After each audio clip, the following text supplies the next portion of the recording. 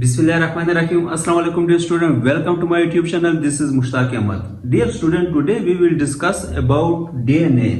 आज हम DNA के बारे में डिटेल के साथ डिस्कशन करेंगे, तो आपने लास्ट तक हमारे साथ रहना है। आपकी जितनी कंफ्यूजन होगी वो आज क्लियर हो जाएगी।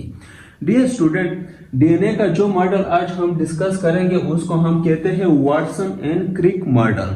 ये दोनों साइंटिस्ट ने इन्होंने डीएनए के स्ट्रक्चर के बारे में एक मॉडल पेश किया। कब? 1953 यानी 1953 में। तो इन्होंने 1953 में डीएनए के स्ट्रक्चर के बारे में एक मॉडल पेश किया। तो आज हम इसको कंसेप्ट के साथ और डिटेल के साथ डिस्कस करेंगे। Dear student, DNA stand for deoxyribonucleic acid. DNA जो है वो स्टैंड करता है किसके लिए? Deoxyribonucleic acid. अब यहाँ पर बहुत सारे स्टूडेंट कंफ्यूज रहते हैं कि डीऑक्सीराइबोन्यूक्लिक एसिड इसे हम क्यों कहते हैं।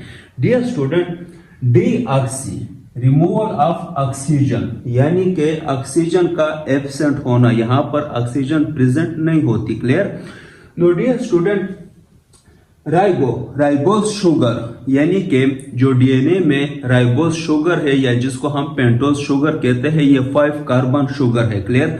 No dear student, carbon number 2 पे ऑक्सीजन एब्सेंट होती है। ये पॉइंट मस्ट आपने एमसीक्यूज के लिए याद रखना है कि इसको हम डीऑक्सी इसलिए कहते हैं कि राइबोज शुगर जो है डीएनए में 5 कार्बन शुगर है, तो कार्बन नंबर 2 पे ऑक्सीजन जो है वो रिमूव होती है, एब्सेंट होती है, इसलिए हम इसको डीऑक्सी कहते हैं। आगे क्या है? राइबो, तो इसमें राइबोज शुगर होती है, डीएनए में 5 कार्बन शुगर है जिसको हम पेंटोज शुगर भी कहते हैं। Next, nucleic acid. Dear student, सबसे पहले डीएनए को ऑब्जर्व किया था फिश के स्पर्म में, फिश स्पर्म। अब यहां पर डियर स्टूडेंट, स्पर्म के अंदर जो न्यूक्लियस होता है, क्या? न्यूक्लियस। नो डियर स्टूडेंट, सबसे पहले डीएनए को ऑब्जर्व किया था फिश स्पर्म के न्यूक्लियस में, इसलिए इसको हम क्या कहते हैं? न्यूक्लिक कहते हैं। क्लियर? आगे हम एसिड का वर्ड क्यों लगाते हैं? बिकॉज क्योंकि डीएनए में क्या मौजूद है? Phosphoric acid, phosphoric acid. No dear student, phosphoric acid की वजह से हम इसको क्या कहते हैं? Nucleic acid. Clear? No dear student, ये सारे कॉन्सेप्ट, ये सारे पॉइंट्स आपने मस्ट एमसीक्यूज के लिए याद रखने हैं। क्लियर? कि इसको हम डीऑक्सीराइबोन्यूक्लिक क्यों कहते हैं। नो डियर स्टूडेंट, अब क्रिक्स और वाटसन और क्रिक्स ने कुछ अहम निकात पेश किए डीएनए के स्ट्रक्चर के बारे में, जिसको हम क्या कहते हैं? पोस्टुलेट। डियर स्टूडेंट, सबसे पहले इन्होंने क्या कहा? DNA molecule has 2 polypeptide chain. Dear student, ये बात मस्ट आपने याद रखनी है कि डीएनए का जो मॉलिक्यूल है उसमें 2 पॉलीपेप्टाइड चेन है। क्लियर? पॉलीपेप्टाइड चेन क्या है? यानी बहुत सारे न्यूक्लियोटाइड जब आपस में मिलते हैं तो वो क्या बनाते हैं? पॉलीपेप्टाइड चेन बनाते हैं। तो डीएनए जो है वो कंपोज्ड है कितने? 2 पॉलीपेप्टाइड चेन पे। यहां पर आपको नजर आ रहा होगा, ये क्या है? एक पॉलीपेप्टाइड चेन है और ये क्या है? दूसरा पॉलीपेप्टाइड चेन है। Next, The 2 strands are anti-parallel and coiled. Dear student, ये जो 2 स्ट्रैंड है ये एंटी पैरेलल है, यानी कि यहां पर आप देख सकते हो कि ये क्या है? 5 कार्बन शुगर है। इस कंसेप्ट को आपने क्लियर समझना है कि एंटी पैरेलल ये किस तरह है। डियर स्टूडेंट, ये पेंटोज शुगर है, ये जो ब्लैक कलर में आपको नजर आ रही है, ये carbon 1, carbon 2, carbon 3, carbon 4 and carbon 5। यहां पर भी सेम इस तरह होगा, 1, 2, 3, 4 एंड 5। नो डियर स्टूडेंट, अब यहां पर आपको नजर आ रहा है कि यहां पर 5 से स्टार्ट हो रहा है और एंड कहां पे होगा? 3 पे। 1, 2, 3, 4, 5। 1, 2, 3, 4, 5। तो अब यहां पर आपको नजर आ रहा होगा कि ये चेन जो है ये 5 to 3 है। कहां से? 5 से 3 की तरफ इसकी डायरेक्शन है। क्लियर? अब हम दूसरे चेन को देखते हैं, तो यहां पर आपको नजर आ रहा होगा ये क्या है, पेंटोज शुगर है। 1 2 3 4 5, 1 1 2 3 4 5, 1 2 3 4 5, 1 2 3 4 एंड 5। तो यहां पर आपको नजर आ रहा है कि ये चेन जो है ये 5 से 3 की तरफ जा रहा है। क्लियर? From 5 to 3 direction. तो यहां पर आपको क्लियर हो गया कि दोनों चेन जो है वो एंटी पैरेलल है, यानी कि इनकी डायरेक्शन जो है वो अपोजिट है। क्लियर? नेक्स्ट जो हमने बात की एंड क्वाइल्ड। डियर स्टूडेंट, ये क्या है, दोनों चेन जो है वो एक दूसरे के साथ वो क्या करते हैं, क्वाइलिंग करते हैं। फॉर एग्जांपल यहां पर आपको नजर आ रहा होगा, तो ये एक दूसरे के ऊपर क्या है, इन्होंने क्वाइलिंग की है। क्लियर? नो डियर स्टूडेंट, अब हम नंबर 3 पॉइंट की तरफ जाते हैं। Strand are made up of ए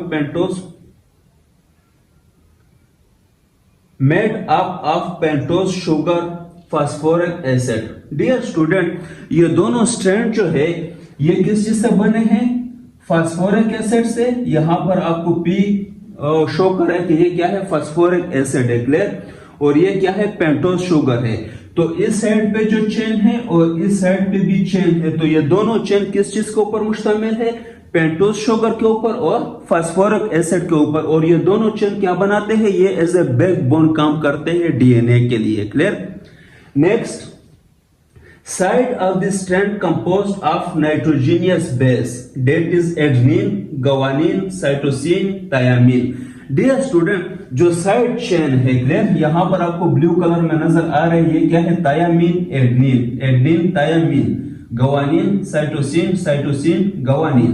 तो यहां पर जो साइड स्ट्रैंड है, क्लियर, वो किसके ऊपर मुश्तमिल है, नाइट्रोजीनियस बेस के ऊपर। इसके ऊपर हमने डिटेल से बात की पिछले लेक्चर में कि नाइट्रोजीनियस बेस क्या है, न्यूक्लियोटाइड क्या है। क्लियर?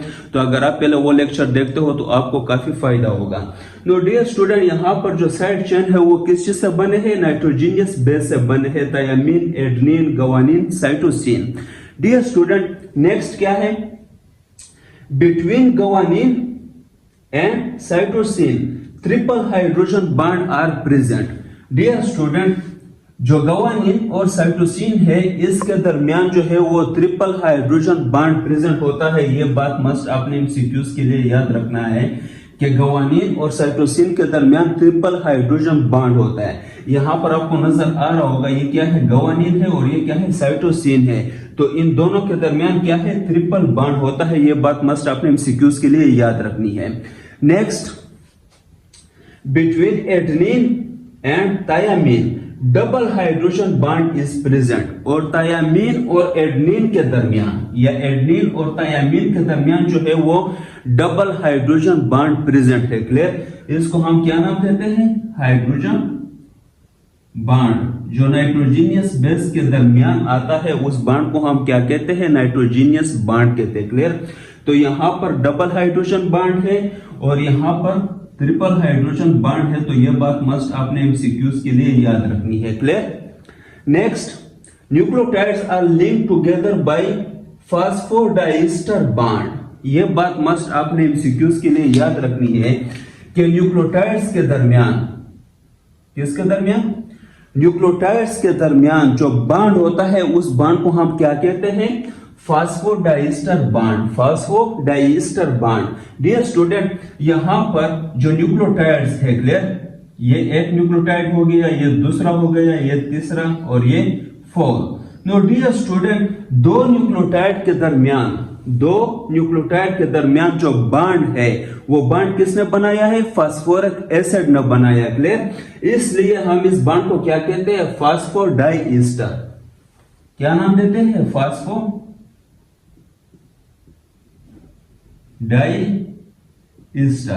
और डियर स्टूडेंट, यहां पर एक और बात भी क्लियर करना है कि सिर्फ फास्फोरस के साथ जो बॉन्ड होता है, क्लियर, यानी कि पेंटोज शुगर का फास्फोरस के साथ जो बॉन्ड होता है सिर्फ, उसको हम क्या नाम देते हैं, फास्फोईस्टर।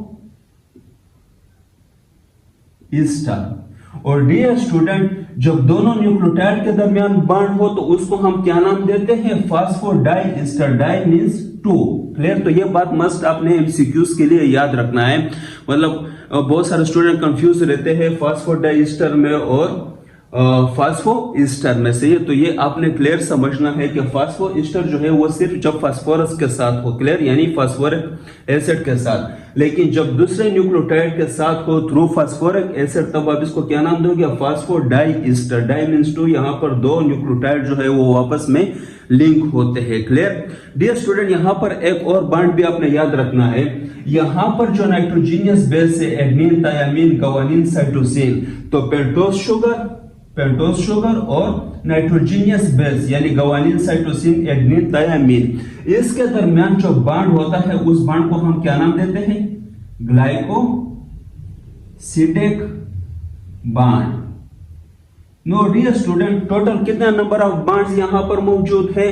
पहले नंबर पर हाइड्रोजन बॉन्ड, दूसरे नंबर पर फास्फोडाइएस्टर बॉन्ड, तीसरे नंबर पर फास्फोईस्टर बॉन्ड और चौथे नंबर पर क्या है, ग्लाइकोसिडिक बॉन्ड। तो ये सारे बॉन्ड आपने याद रखने हैं। Clear? Next, the wide of duplex is 2 nanometre. Dear student, जो दो स्ट्रैंड के दरमियान डिस्टेंस है, दोनों स्ट्रैंड के दरमियान जो डिस्टेंस है वो कितना है, 2 nanometre.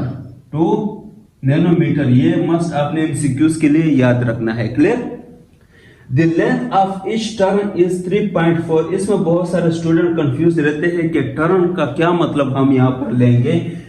The length of each turn is 3.4 nanometre. Dear student, यहाँ पर मैंने आपको समझाने के लिए ड्रा किया है कि यहाँ पर दो किस्म के ग्रो आते हैं। क्लियर? एक को हम कहते हैं माइनर ग्रो और दूसरे को हम कहते हैं मेजर ग्रो। डियर स्टूडेंट, जो माइनर ग्रो है और मेजर ग्रो है, क्लियर, इन दोनों के डिस्टेंस यानी यहां से लेकर माइनर से मेजर तक, इसको हम क्या नाम देते हैं, एक टर्न का। क्लियर? और ये कितना आता है, 3.4 नैनोमीटर। ये मस्ट आपने समझना है कि माइनर ग्रो और मेजर ग्रो के दरमियान जो डिस्टेंस है, इस डिस्टेंस को हम क्या कहते हैं, एक टर्न कहते हैं। क्लियर? और ये कितना है, 3.4 nanometre. Next, the distance between nucleotide in each strand. ये क्या है डियर स्टूडेंट, जो डिस्टेंस है ईच न्यूक्लियोटाइड के दरमियान, यानी इस न्यूक्लियोटाइड और इस न्यूक्लियोटाइड के दरमियान जो डिस्टेंस है, क्लियर, इन दोनों न्यूक्लियोटाइड के दरमियान वो कितना है, 0.34 नैनोमीटर। वो कितना आता है, 0.34 नैनोमीटर। तो ये बात मस्ट आपने एमसीक्यूज के लिए याद रखना है। क्लियर? सबसे पहले हमने बात की कि जो इस न्यूक्लियोटाइड और इस न्यूक्लियोटाइड यानी दो स्ट्रैंड के दरमियान जो डिस्टेंस है वो कितना है, 2 नैनोमीटर। क्लियर? फिर हमने बात की कि एक टर्न जो है एक स्ट्रैंड का वो कितना आता है, वो आता है 3.4 नैनोमीटर। वो यहां पर हमने समझ लिया कि माइनर ग्रो और मेजर ग्रो के दरमियान जो डिस्टेंस है उसको हम क्या कहते हैं, एक टर्न कहते हैं, और वो क्या है, 3.4 नैनोमीटर। अब यहां पर नेक्स्ट हमने बात की the distance between nucleotide in each strand. जो एक स्ट्रैंड है, क्लियर, इसके दरमियान जो न्यूक्लियोटाइड के दरमियान डिस्टेंस है वो कितना है, तो वो आता है 0.34 नैनोमीटर। नो डियर स्टूडेंट, मुझे उम्मीद है कि आप सबको समझ आ गया होगा, और अगर किसी को कोई कंफ्यूजन हो तो वो कमेंट में मुझसे पूछ सकते हैं, इंशाल्लाह मैं उसको क्लियर करूंगा। Thank you very much.